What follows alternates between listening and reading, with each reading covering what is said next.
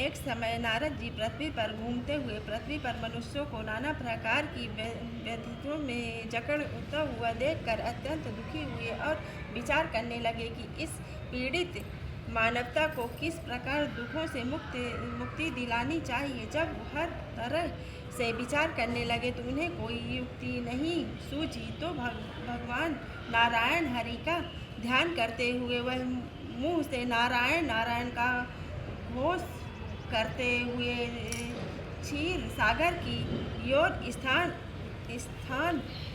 प्रस्थान किया। वहां पहुंचकर क्या देखा, भगवान श्री हरि शेष सैया पर मंद मंद मुस्कुराते हुए शयन कर रहे थे। तब लक्ष्मी जी उनके पांव दबा रही थी, तो यह देखकर नारद जी ने तुरंत साष्टांग प्रणाम किया और स्तुति करने लगे। हे नारायण, आप हर समय अपने भक्तों की रक्षा व पालन करते हैं। आपकी कृपा बिना पत्ता भी नहीं हिल सकता। आपकी जगह में उत्पत्ति एवं प्रलय के मूल कारण है। आप हर प्रकार के से समर्थ हैं। यह सुनकर भगवान श्री हरि ने मुस्कुराते हुए कहा, पधारिए देवर्षि, आज बहुत दिनों के में दर्शन दिए। कहिए सब कुशल तो है। पृथ्वी पर आपका चक्कर लगाता ही रहता है। कुछ वहाँ के भी हाल सुनाइए कि वहाँ पर लोग किस प्रकार अपना समय व्यतीत कर रहे हैं। इतना सुनकर नारद जी बोले, माधव है, जनार्दन है, श्री हरि है, स्वामी, मृत्युलोक में मानव बहुत दुख भोग रहा है। उसके कष्टों को देखकर तो मैं क्या, मेरा आत्मा भी रो रही है। हे प्रभु, कोई ऐसा सरल उपाय बताइए जिससे करने से मनुष्य दुखों में से छूट सके और उसकी मनोकामनाएं पूर्ण हो सके। देवर्षि नारद जी के इस पवित्र वचनों को सुनकर भगवान श्री हरि बोले, नारद जी, आप धन्य हैं जो आप दूसरों के उपकार के लिए ही विचार मन में रखते हो। इसलिए आप सबको एक पवित्र व्रत कथा शरद पूर्णिमा व्रत एवं सुनाता हूँ, जिसके करने से स्त्री की हर प्रकार की मनोकामनाएं पूर्ण होगी। वह अतः मेरे लोक की प्राप्ति होगी, इसमें कुछ संदेह नहीं है। पूर्व में यह कथा ब्रह्मा जी ने सूर्य ने कही थी, सो ध्यान से सुनो और सुख वैभव शांति सुख की प्राप्ति करो।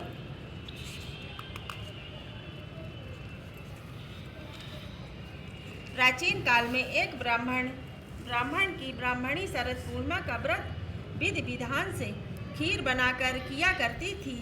वह उस दिन 4 सेर दूध की खीर बनाती, उसमें किशमिश, बादाम वगैरह डालकर खूब सुंदर खीर बनाकर भगवान की हरि का भोग लगाती तथा अड़ोसी पड़ोसी रिश्तेदारों सबका खीर का प्रसाद बांटती तथा रात्रि में चंद्रमा की रोशनी में भगवान का घी खंड का भोग लगाती तथा भगवान की मूर्ति का बहुत बढ़िया ढंग से श्रृंगार करती। उन्हें श्वेत वस्त्र, मुकुट, श्वेत हार इत्यादि पहनाकर चंद्रमा की धवल रोशनी में उन्हें विराजमान करती, कीर्तन करती, भजन करती, ठाकुर जी के तरह के लड्डू लड़ लगाती। उसके व्रत के प्रभाव से उसके खीर व घी सांड के पात्र सोने के हो जाते। जब यह बात साहूकारनी को मालूम हुई तो उसे बहुत दुख हुआ, जलन हुई कि वे देखो, इसके तो बर्तन सोने के हो जाते हैं। वह रात में साहूकार से बोली कि ब्रह्मा जी है, यहाँ सोने का बर्तन चुरा लेने चाहिए। साहूकार ने पीतल के बर्तन रखकर सोने के बर्तन चुरा लिए। ब्रह्मा जी को सुबह मालूम हुआ कि साहूकारनी ने मेरे सोने के बर्तन चुरा लिए हैं, तो उसने कहा कि हे शरद पूर्णिमा माता, अगर मैंने तेरा व्रत मन से नियम से किया हो तो मेरे लिए बर्तन सोने के हो जाए तथा साहूकारनी ने सब बर्तन मिट्टी के हो गए। उसने कहने के साथ ही ऐसा ही हुआ कि साहूकारनी के घर पीतल तांबे के सब बर्तन मिट्टी के हो गए। अब तो साहूकार एवं साहूकारनी बहुत दुखी और रोते धोते कहानी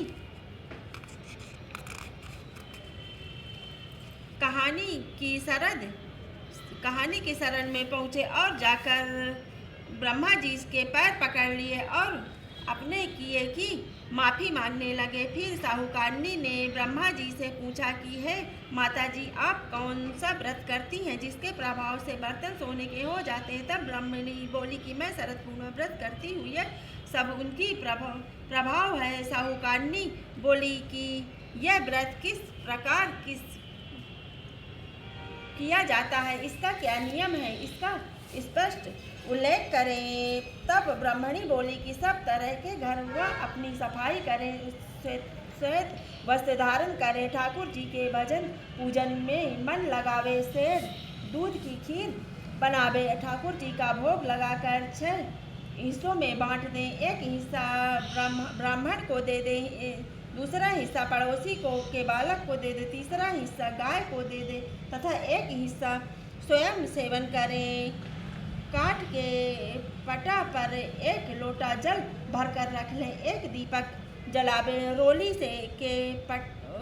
से पटे पर स्वस्तिक बना दें, फिर चावल व रोली से पूजन करें, दक्षिणा चढ़ावे, चंद्रमा निकलने पर लोटे का जल चंद्रमा को अर्घ्य देकर चढ़ा दें, फिर रोली चावल चंदन की और उछाल दें, हाथ जोड़कर नमस्कार करें और मन ही मन अपनी मनोकामनाओं को दोहराएं, फिर अपने हिस्से की खीर भी भोजन करें।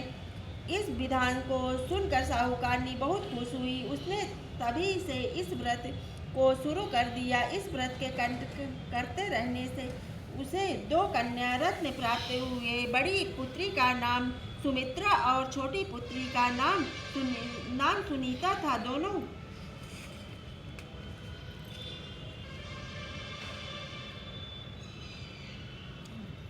बालकपन में धार्मिक कार्यों में अधिक ध्यान रखती थी। दोनों के व्रत एवं फर्क था। सुमित्रा विधि विधान से पूर्वक नियम से व्रत करती थी, लेकिन को विचार छोड़कर वह व्रत समापन कर देती। सुमित्रा को पूजा व्रत रखती थी। उसके सुंदर तथा दीर्घायु वाले संतान उत्पन्न थी। सुनीता के व्रत खंडन के कारण उसके पुत्र जन्म लेते तो पश्चात कुछ दिन में जीवित रहते थे, बाद में मर जाते थे। इस कारण सुनीता दुखी रहती थी। एक दिन सुनीता ने ज्योतिष को बुलाकर कहा कि मेरी संतान जन्म लेते के पश्चात कुछ समय जीवित रहने के बाद मर जाती है, अतः आप इसका उपाय बताकर हमारे दुख दूर करें। इस पर ज्योतिष ने कहा कि ऐसी इसलिए होता है कि तुम शरद पूर्णिमा का अधूरा व्रत रखती हो। व्रत अधूरा रहने के कारण तुम्हारी संतान व्रत को प्राप्त हो जाती है, अतः तुम अपनी बड़ी बहन सुमित्रा को बुलाकर लाओ। उसके स्मरण से तुम्हारी संतान अवश्य जीवित हो जाएगी, क्योंकि वह शरद पूर्णिमा का व्रत पूर्ण रूप से भक्ति भाव से करती है। इतना कहकर वह ज्योतिष चले गए और पीछे सुनीता वियोग के कारण यह बात भूल गई। हर वर्ष की तरह शरद पूर्णिमा आई तो सुनीता ने विधि विधान पूर्वक व्रत किया, लेकिन व्रत में कुछ कमी होने के कारण उसका जो पुत्र था मर गया और उसने मृत पुत्र को पटे पर सुला दिया, जिस पर वह शरद पूर्णिमा का पूजन किया करती थी। लेकिन ईश्वर की गतिविधि को कौन जानता है कि उसकी बड़ी बहन सुमित्रा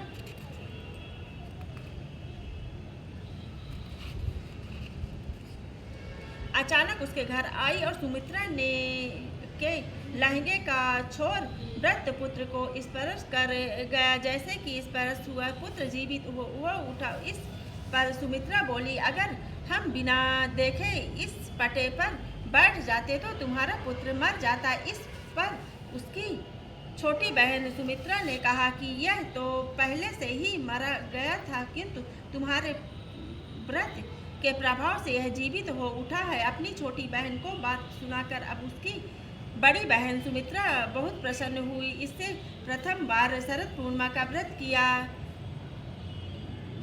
की भक्ति शक्ति का अनुभव हुआ। इसके बाद दोनों बहनें शरद पूर्णिमा का व्रत और भी शक्ति के साथ करने